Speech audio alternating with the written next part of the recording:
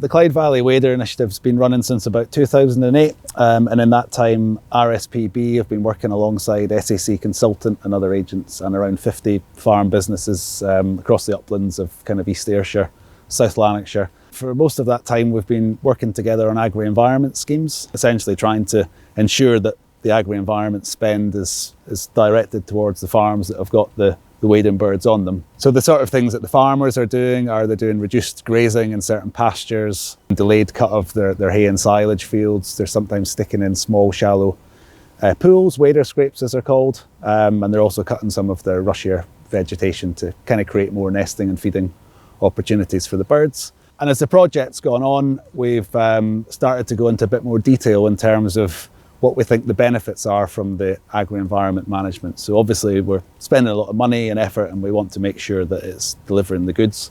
So our current phase of work is going out to about 12 or 13 farms.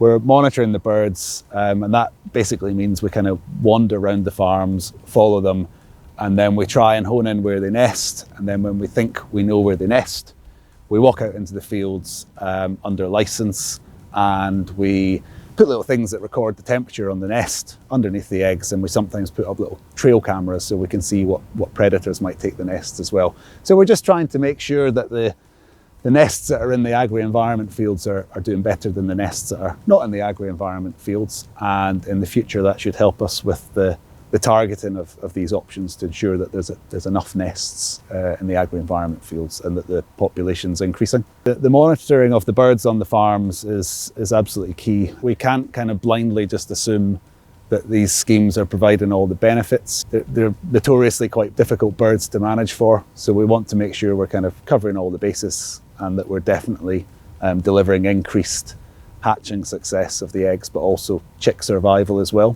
Working in partnership with BTO, they've got projects across the country looking to provide some resources for farmers to start undertaking more monitoring.